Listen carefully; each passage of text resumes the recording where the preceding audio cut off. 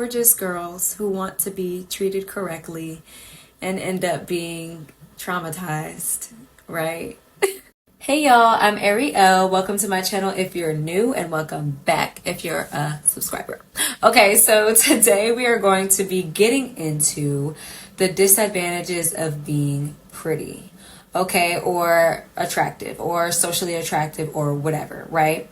Because I will say men and women go through this, but more so women just struggle being women. So this is more catered to women. If you're a male and you kind of find yourself relating, then all power to you. The first one is going to be something that if you are pretty, you've probably definitely most likely gone through this, which is your friend is mad that someone they like wants you or thinks you are pretty. Okay, so this is probably, this is probably one of the best ways that you can. And I'm laughing because it's like, it's not ideal at all, but this is one of the best ways for you to realize that you are socially attractive or very pretty. You've probably had this problem, and it's a problem that has been brought upon you by nothing you've done but simply existing. So the second one is jealous friends. So this ties into that first one. And this one girl, I was on live, and this one girl said that whenever she receives compliments, her other friends are very silent to a point where it's kind of a weird energy. It's very awkward or uncomfortable, and she almost kind of feels bad for receiving the compliment or even getting the compliment, right? And this ties into people being jealous, usually have a resentment towards something that you have that they want. So whether it was the compliment, whether it was what you're wearing, the attractiveness of your facial structures, whatever that, your body shape, the way you talk, the way you speak, the way you carry yourself. Jealousy is derived from feelings of anger and resentment, right? And usually being on the receiving end of jealousy is very not fun. To put it lightly. And, to be frank, it's honestly so disappointing as a girl. And as a girl who used to love making friends, I used to love making friends. And because I started enhancing my beauty more so when I went to college and when I got older, I realized there was so much negative energy that came with feeling more confident in yourself and actually knowing you're beautiful and pretty and screaming it to the rooftops without shame, And this ties into the next one, which is, are you confident or cocky for knowing you're pretty? Right? So a disadvantage of being pretty is almost not being able to say that you are. It's almost like if you say that you are pretty, you're cocky. And there's a very thin line, it seems, between being confident and being cocky. To me, I feel at this point in my life right now that if you're beautiful, you should be able to scream it to the rooftops. If somebody's mad about that, that ain't your problem. That sounds like a personal one. And if they can't be around you because you are confident in the fact that you are beautiful, don't let the door hit you where the good Lord split you. I mean, why should they be in your life if they can't uplift you, and if y'all can't both, illuminate and enhance each other's light by bouncing off the fact that y'all are both so confident in yourselves, And honestly, this is why I want to stop saying that word. I feel like that's a word that demeans what I'm trying to say. So I was definitely more of so a guy's girl. I was one of them. Yes, sue me. Because being around these particular guys, they were so confident. I mean, they poo didn't stink. I'm trying to stop cursing too, but y'all, they thought their shit don't stink. They were so confident that, when I would walk in and we would all be ready to go out, like I walk in, they're like, God damn, they're like, you looking good. Okay, yeah, we all dripping down. You see the fit, you see my fit, we all looking good. When you do that around girls, they're like, oh, cute skirt. And then they looking at their outfit like, and I can say that there was one particular friend, just to get a little side story real quick. I had one friend in my life. No, I'll say two. It was a childhood friend. And then in college, a little after college, I had this friend. We would go out. We was both the bellas of the ball. Okay, we would show up. I'd be like, girl, was he looking at you or me? I can't tell. He was probably looking at both of us. Right? We was kiki-keying about the fact that we were both so beautiful and both drawing so much attention with our combined light that we couldn't even tell, like, and we didn't care. We were like, it's not a competition because we both know we ate down. Like, what's 4 + 4? What's 10 - 2? Okay, so it was never like, was he looking at you? No, he was looking at me. No.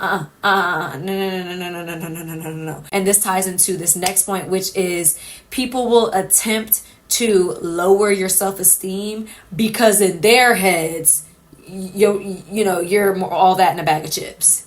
Right? And so I started saying, well, goddamn, I mean, if y'all are all thinking this and if y'all are all trying to put me down because y'all think I'm so high up, maybe I should start really knowing that I am, not thinking it, not maybe seeing it, knowing it, believing it, and, living in it.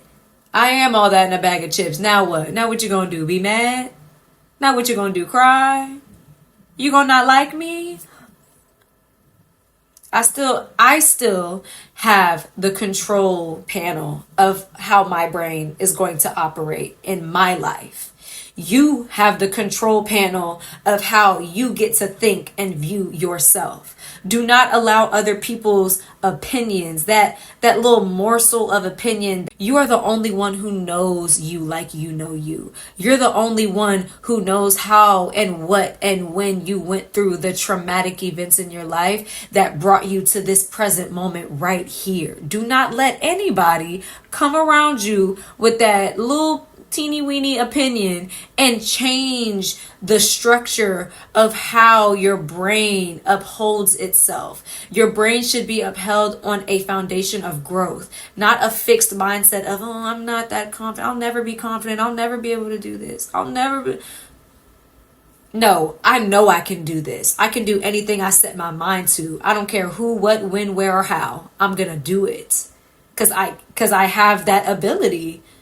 Right? So don't allow anybody to come around you and make you feel bad for being confident in who you are. It takes a lot to be a positive person. It takes a lot to be confident. It really does. Be confident in spite of the fact that society doesn't want you to be confident.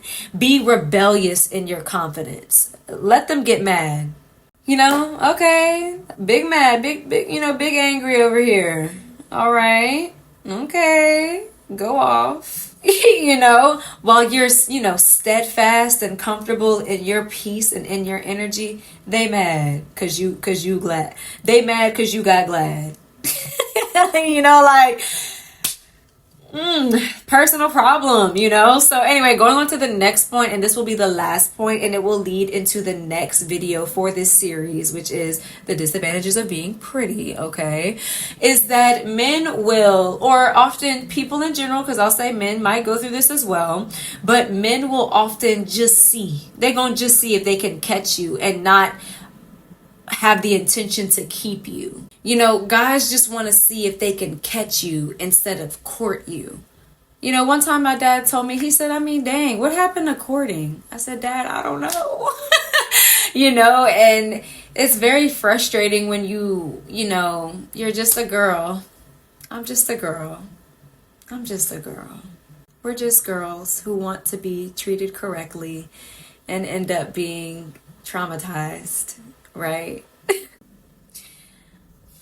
This is so frustrating because I feel like when you're socially attractive and when you're a really pretty girl, a lot of guys just want to see. Let me just see if she'll talk to me. Let me just see if she'll give me her number. Let me just see if she'll give her body to me. Let me just see how far I can go. Let me just see how, far in my league or out of my league she is. And as a human, pretty girls are still human. Thank you. We want that connection too. We want to experience life as well. We would like to talk to guys and hope to God that they are, talking to us with the intention of really getting to know us instead of seeing us as some kind of game or competition to see that they can win. And that's why, that phrase, oh, you playing with me, oh, she playing with me, he playing with me, oh, they playing with me, whatever, right? Unfortunately, life is not the fairy tale that Disney has, portrayed it to be since a young age, right? But it is a very serious game that you must be playing very strategically at all times as soon as you step out of your safe space. That is why we all must have a safe space. And to end this video and to emphasize the intent of my channel, of my content, and of my character, I oftentimes know that I provide a very safe space for people to come to me authentically without judgment because, hey, we all human in here, and I understand, and I will always come from an emotional standpoint on the fact that emotions are a hard thing to get through and understand in every single person. And so I say this to say that when you step out of your safe space, okay, so we're in our safe space right now, right? When you step out of that, do not expect society to treat you with TLC. That's what your safe space is for. When you're out there in society, you on the court. Okay, it's game time. Let's get it. Let's be ready and let's get our heads in the game, right? You got to get your head in the game. And you can't act like you're not playing because you're playing every time you wake up your eyes and you eat and you write, you go on your phone. You're just one of those avatars that just stand there and you let the ball hit you in the head, right? You're not playing strategically. You're just trying to be an innocent bystander. You're just trying to be a neutral party, but you ain't going to win that way. And you're not going to have the best life that way. So it's best to play strategically and to play strategically and play to win. Okay, so that will be it for this video. Thank you for listening, watching, and existing. I'm Ariel. Until we meet again, bye.